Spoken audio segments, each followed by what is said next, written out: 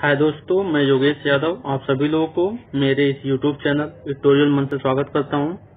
आज हम लोग लेट्स नो सीरीज की 22वें सीरीज देखेंगे, जिसमें हम लोग बायोफ्यूल के बारे में चर्चा करेंगे। बायोफ्यूल से आप लोग समझ में क्या आ रहा है। बायोफ्यूल ऐसा फ्यूल होता है जो बायोलॉजिकल प्रोडक्ट से बनता है। बायोलॉजिकल प्रोडक्ट से जो बनता है तो उसे हम लोग बायोफ्यूल कहते हैं। जैसे बायोफ्यूल में क्या क्या आ सकता है, जैसे कि अगर सोयाबीन से अगर कोई फ्यूल बन रहा है, या फिर शुगर केन से कोई फ्यूल बन रहा है, या फिर काऊ डंग से जो कोई भी फ्यूल बन रहा है, या फिर सीएनजी जैसे जिससे बनता है, वो सब क्या आ जाएंगे, बायोफ्यूल्स में आ जाएंगे। तो उसमें हम लोग इथेनॉल के बारे में चर्चा करेंगे कि ये इथेनॉल चर्चा में क्यों है, उसके बारे में हम लोग देखेंगे। इस पूरे लेक्चर में हम लोग डिस्कस क्या करेंगे उसके बारे में देखते हैं, न्यूज में क्यों उसे, और उसमें अमेंडमेंट हो रहा है किसमें, नेशनल पॉलिसी ऑन बायोफ्यूल 2018 की जो एक्ट है उसमें क्या हो रहा है, अमेंडमेंट हो रहा है। अमेंडमेंट होने की वजह से ये न्यूज में है। तो सिग्निफिकेंस ऑफ द अमेंडमेंट, और इस अमेंडमेंट में कौन कौन से चेंजेस और क्या ऐड किए जाएंगे उसको देखा जाएगा। और national food policy on biofuels उसके बारे में देखेंगे। फीचर्स ऑन एनपीवी, और इसके कौन से क्या क्या फीचर्स थे नेशनल पॉलिसी ऑन बायोफ्यूल्स के, उसको देखेंगे। और क्या देखते हैं इसमें, biofuel related substitution and their work, और ये सब्स्टिट्यूशन एंड इंस्टीट्यूशन है यहाँ पर। तो बायोफ्यूल से रिलेटेड जो कोई भी संस्थाएं हैं और उनके वर्क्स को देखेंगे।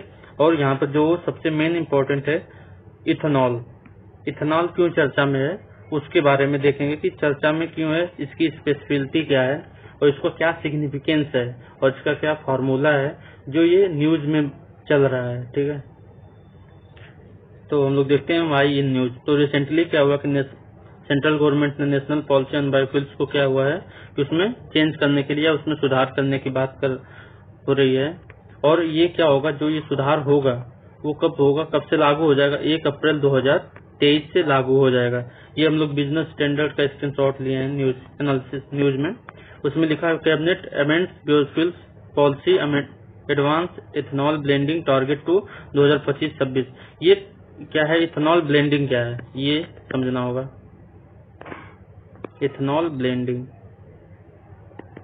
ठीक, इथेनॉल ब्लेंडिंग का मतलब ये है कि जो यूज होते हैं पेट्रोल्स वाहनों में, उसमें क्या होता है कि प्रेजेंट टाइम में 10% 9.90 के अप्रॉक्स क्या होता है, इथेनॉल यूज होता है।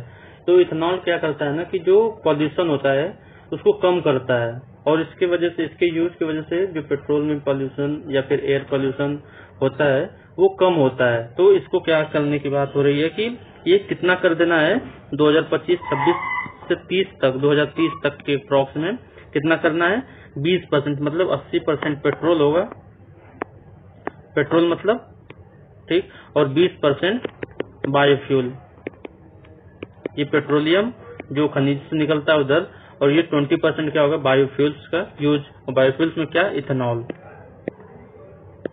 ठीक है, अब हम लोग आगे देखते हैं क्या क्या अमेंडमेंट किए जाएंगे इसमें और क्या क्या ऐड किया जाएगा उसके देखेंगे। मोर फीड स्टॉक एक टॉपिक है। इथेनॉल ब्लेंडिंग टारगेट क्या रखा गया उसके बारे में। न्यू मेंबर टू एनबीसीसी मतलब national biofuel coordination committee, export of biofuels, इसमें देखते हैं। मोर फीड स्टॉक में जैसे कि कॉर्न जो भूजा होता है, जो बाजरा होता है, उसको प्रोडक्शन बढ़ाने की हो रही है। शुगर केन जो होता है उसका प्रोडक्शन बढ़ाने की। कैसेवा एक हाई न्यूट्रिएंट्स, उसमें स्टार्च बहुत ज्यादा होता है, उसको बढ़ावा देना है। ब्रोकन राइस जो होता है, वो सड़ा हुआ पुराना राइस जो होता है उसको ऐड करना, उसके द्वारा क्या हो जाएगा, ये सब बनाया जाएगा बायोफ्यूल। ठीक है, और रोटन पोटैटो जो सड़ा हुआ पोटैटो होता है, आलू होता है, उससे भी बायोफ्यूल बन जाते हैं। जैसे हम लोग गाँव में क्या होता है, शहरों में क्या होता है कि जो हम लोग सड़े हुए होते हैं पोटैटो हो या फिर सड़ा हुआ जो कुछ भी होता है, उसको हम लोग नाली कूड़े में इधर उधर फेंक देते हैं, लेकिन उसका यूटिलाइज किया जाएगा, ऐसी हो रही है। और 2025 से 26 तक क्या कर देना है, इथेनॉल का यूज 20% कर देना है। और promote the production of biofuels का बायोफ्यूल्स का प्रोडक्शन बढ़ाना है, प्रोटेक्शन करना है, और 80 और 20% मतलब 80% पेट्रोल होगा और 20% एथेनॉल होगा। प्रेजेंट टाइम में 9.1 रेशियो मतलब 9:1 का रेशियो, मतलब 9 पेट्रोल है तो 1 इथेनॉल है।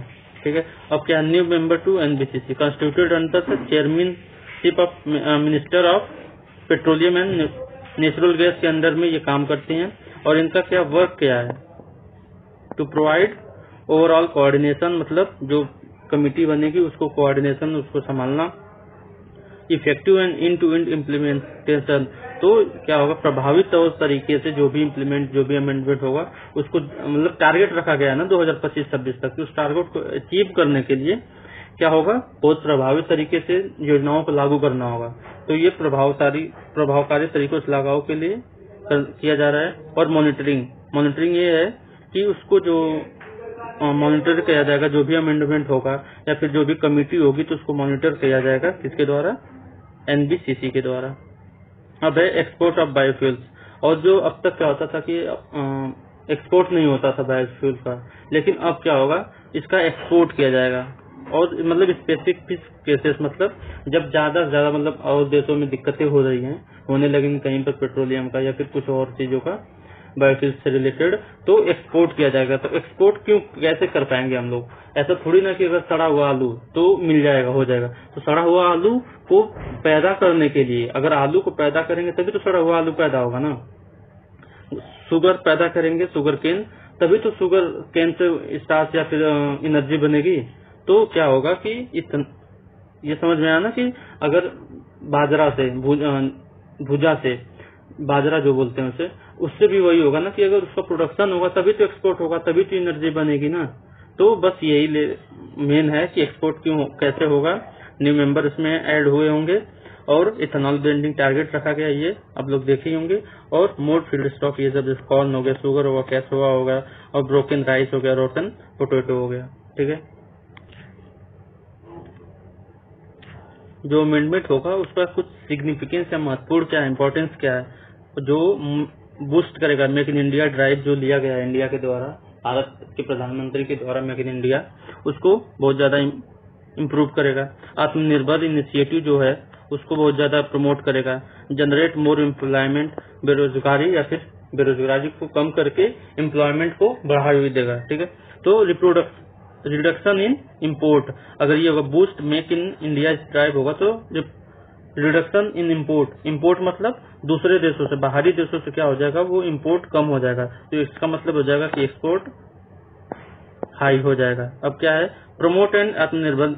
अब इसमें क्या इंडिया का जो विजन है ना 2047 तक क्या है कि इंडिपेंडेंट हो जाए एनर्जी पर, दूसरे देशों से इम्पोर्ट ना करे, इम्पोर्ट करना बंद कर दे 2047 तक। इंडिया का आत्मनिर्भर भारत इनिशिएटिव का लक्ष्य रखा गया है। जनरेट मोर एम्प्लॉयमेंट को जनरेट कर देना। To attract and foster development of indigenous technologies, इसमें यह है कि उन लोगों को अट्रैक्ट करना है जो क्या हो स्वदेशी टेक्नोलॉजी पर बढ़ावा दे रहे हो।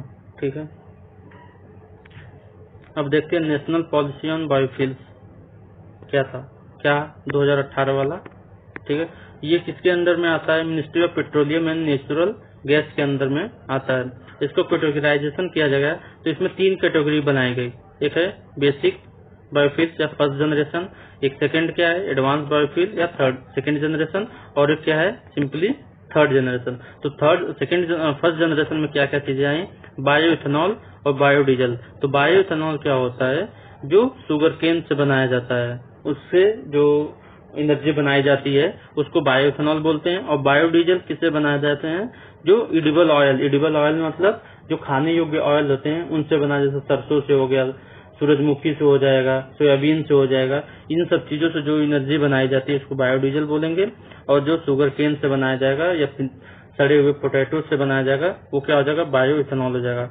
ये अब सेकेंड जनरेशन या फिर एडवांस बायोफ्यूल, उसमें क्या है म्युनिसिपल सॉलिड वेस्ट, मतलब जो म्युनिसिपल कॉर्पोरेशन जो होता है ना उसमें जब जो ग्रीन वाले इन सेंस की जो कचड़े घर से घरेलू जो होते हैं ना, छिलके हो गए या फिर उन सब चीजों से बनाया जाए वो हो जाएगा म्युनिसिपल सॉलिड वेस्ट हो जाएगा। अग्री रेसिड्यूज मतलब जो एग्रीकल्चर जब खेती होती है तो उसमें से जो उसके कचड़े निकलते हैं जैसे कि आप गेहूं का ही ले लीजिए, तो गेहूं में जो उसका पुआ होता है उसको सड़ाकर, ठीक है, या फिर केले की पत्तियों को सड़ाकर, और भी इन सब चीजों से पत्तियों को सड़ाकर ये सब जो बनाया जाएगा उसे रेसिड्यू बोलेंगे। और थर्ड जनरेशन में क्या हो जाएगा, बायोफ्यूल्स, बायो सीएनजी और एनिमल डंग और फूड वेस्ट। तो यहाँ पर बायोफ्यूल्स क्या आ जाएगा, बायोफ्यूल्स में वही हो जाएगा एडिबल ऑयल टाइप, और बायो सीएनजी मतलब काउ डंग, हाँ, और एनिमल डंग वही हो जाएगा फूड वेस्ट। बायोफ्यूल्स में सीधे सीधे ये हो जाएगा, जैसे फूड वेस्ट वाले सीन जो भी होंगे वो बायोफ्यूल्स हो जाएंगे, और जो एनिमल डंग मतलब जो सड़े हुए वेस्ट प्रोडक्ट होगा उन सब को बायो सीएनजी में कैटेगराइज कर दिया जाएगा। एनपीवी 2018 के कुछ फीचर्स हैं उसको देखते हैं। इसमें क्या होगा कि expand the scope of raw material का स्कोप बढ़ जाएगा और इथेनॉल प्रोडक्शन बहुत ज्यादा होगा, किसके द्वारा, शुगर केन जूस से और शुगर केन से, ठीक है। और containing material like corn, cassava, damage food grains like wheat, broken rice, rotten potatoes, rotten मतलब जो सड़े हुए potatoes, unfit for human consumption. तो जो भी मटेरियल्स जो क्या हो, जिनके अंदर एनर्जी हो, जिनके अंदर स्टार्च हो, तो क्या किए जाएंगे, जो ह्यूमन जो उसको कंज्यूम नहीं करता है, क्यों, क्योंकि वो सड़ गया है या फिर खराब हो गया है, तो उसको क्या किया जाएगा, इसके अंतर्गत लिया जाता था कि उसको यूज किया जाएगा, और यूज करके क्या बना जाएगा, इथेनॉल प्रोडक्शन के लिए हेल्प हो जाएगा उसमें। The policy allow us to use of surplus food grains for production of ethanol for blending with petrol with approval of National Biofuel Coordination Committee। और ये पॉलिसी जो थी एनपीबी 2018, ये पॉलिसी ये थी कि आप क्या हो, फूड का ज्यादा से ज्यादा प्रोडक्शन हो, किसके लिए, इथेनॉल ब्लेंडिंग के लिए। इथेनॉल ब्लेंडिंग मतलब समझ ही रहे हो कि पेट्रोल और इथेनॉल यूज करके क्या हो जाएगा, इन्वायरमेंट में पोल्यूशन को कम किया जा सकता है। बायोफ्यूल से रिलेटेड कुछ इनिशिएटिव लिए गए हैं गवर्नमेंट के द्वारा, उसको हम लोग देखते हैं। जैसे है ethanol blended petrol, EBAP programme. अब है प्रधानमंत्री जीवन योजना 2019 में आया था, उसे है गोबर galvanising organic bio agro research धन स्कीम, ये है गोबर। और है रिपर्पज यूज्ड कुकिंग ऑयल, जो कुकिंग ऑयल होता है उसको लेकर, जो मतलब जैसे जो समोसा बनाते हैं ना दुकान पर, तो ऑयल क्या हो जाता है कि खराब हो जाता है, दो बार यूज के बाद गवर्नमेंट बोलती है कि आप उससे 2 बार यूज कर सकते हैं मैक्सिमम, मतलब 1 बार या 2 बार, मैक्सिमम 2 बार यूज कर सकते हैं। तो जो वेस्ट होता है उससे जो बनाया जाता है उससे लेकर बायोफ्यूल वो है। जैसे रिड्यूस पोल्यूशन, अब ये हो जाएगा जैसे कि इथेनॉल अगर यूज हो जाएगा पेट्रोल में ज्यादा से ज्यादा वाहन में, तो क्या हो जाएगा, पोल्यूशन कंट्रोल हो जाएगा। Increase value addition in the sugar industry, और ये इथेनॉल जब पेट्रोल में यूज होगा तो इसको प्रोडक्शन के लिए भी तो चाहिए ना, तो जो प्रोडक्शन के लिए क्या होगा, शुगर इंडस्ट्री इजिली बूस्ट करेगी। अब ये प्रधानमंत्री जीवन योजना 2019 उसमें क्या कहती है, to create ecosystem for setting up commercial project, और ऐसा इकोसिस्टम क्रिएट करना या फिर ऐसा कॉमर्शियल प्रोजेक्ट के लिए एक सेटिंग तैयार करना, ये हो जाएगा। To boost research and development in 2G ethanol sector, और ये क्या हो जाएगा, सेकेंड जनरेशन का जो इथेनॉल है उन सब सेक्टर्स को बूस्ट करना और ज्यादा से ज्यादा बढ़ावा देना उनको। और ये है गोबर galvanising organic bio agro resource, इसमें क्या है, देखने में लग रहा है ना जो ऑर्गेनिक बायो एग्रो रिसोर्स है उनको क्या करना, गैल्वेनाइज मतलब एनर्जी कर देना, एनर्जेटिक कर देना, उसमें एनर्जी ला देना। तो जैसे कटल डॉन्ग होते हैं, जैसे गाय का गोबर होता है, उससे सॉलिड वेस्ट, जैसे कि आप केले छील रहे हैं या फिर कोई घर पर सब्जी बना रहे हो तो उसको छीलते हैं, तो वो सब जो वेस्ट होता है वो सब सॉलिड वेस्ट में आ जाएंगे। कंपोस्ट करके उनको क्या बायोगैस में बनाना और बायो सीएनजी हो जाएगा, और इंक्रीज इनकम ऑफ रूरल। और ये यहाँ पर अगर गाँव में ये सब होने लगता है, जैसे होता है ना कि गाय के गोबर से क्या बनता है, गैस बनाते हैं लोग, गोबर गैस, तो वही अगर ये सब हो जाएगा तो वो सेल करेंगे तो उनका इकोनॉमिक सुधरेगा और इनकम आएगी गाँव में। अब क्या है, repurpose used cooking oil, RUCO बोलते हैं इसे। तो इसमें क्या है कि इसको लॉन्च किया गया है, कोर्स किसने किया है, FSSAI food standard safety authority of India. ये कलेक्शन करती है और कंजर्वेशन करती है जो कुकिंग ऑयल होते हैं ना, बायोडीजल से बने हुए कुकिंग ऑयल, उन सबको क्या कलेक्शन करके, जैसे दुकान पर आप जाते हैं तो समोसा वाले पर एग्जांपल दिया है मैं, समोसे वाले जो ज्यादा से ज्यादा 2 बार यूज कर सकते हैं जो ऑयल, उसको फिर वेस्ट हो जाता है, उस वेस्ट ऑयल से क्या कर देना, इथेनॉल बनाना, बायोफ्यूल बनाना। ठीक है, हम लोग आगे देखते हैं कि इथेनॉल होता क्या है, उसके बारे में चर्चा कर लेते हैं। अबाउट इथेनॉल, इथेनॉल क्या है, ये क्या है, ऑर्गेनिक केमिकल कंपाउंडेड हाइड्रोकार्बन है। ठीक है, इसका फार्मूला है C2H5OH, इसका फार्मूला है। और इसके गुण क्या है, वोलाटाइल, वोलाटाइल इन नेचर है, फ्लेमेबल मतलब उसमें आग लग जाती है, कलरलेस लिक्विड है। ठीक है, और वाइन लाइक ऑर्डर, जो इसका टेस्ट होता है, इसका जो सुगंध होता है कि किस तरह का होता है, जैसे शराब महकती है उस तरह का है। इनटॉक्सिक इन नेचर, ये सबसे इम्पोर्टेंट है, इनटॉक्सिक इन नेचर, ये इसी की वजह से बढ़ावा, इसका इथेनॉल को बढ़ावा दिया जा रहा है, क्योंकि जब ये एनवायरनमेंट में जाएगा तो ज्यादा से ज्यादा क्या करेगा, नुकसान तो करेगा नहीं, और ये जो पोल्यूशन होगा उसको कहीं न कहीं मिटिगेट करेगा, मतलब कम करेगा पोल्यूशन को। ठीक है, तो आप लोग समझे होंगे इथेनॉल के बारे में कि इथेनॉल क्या है, बायोफ्यूल क्या है, first generation, second generation, third generation, हाँ, और बायोडीजल, काऊ डंग से क्या बनता है, तो ये सब इकोनॉमी कैसे सुधरेगी गाँव की, तो ये सब चीजों, और कैसे शुगर केन को बढ़ावा देकर इथेनॉल बनाया जाता है रोटन पोटैटो से, ये सब चीजें कहीं न कहीं एग्रीकल्चर से जुड़ा है। तो एग्रीकल्चर अगर इम्प्रूव करेगा, बूस्ट करेगा, तो इथेनॉल ज्यादा से ज्यादा हो जाएगा, और इथेनॉल अगर ज्यादा से ज्यादा हो जाएगा तो क्या होगा, पोल्यूशन कम हो जाएगा। ठीक है, तो ये मेरी इंस्टाग्राम आईडी है योगेश यादव चिराग, आप लोग इस पर मुझसे जुड़ सकते हैं। फेसबुक आईडी है योगेश यादव चिराग, इस पर भी आप लोग मुझसे जुड़कर कुछ क्वेरी कर सकते हैं। ठीक है, थैंक यू फॉर टुडे।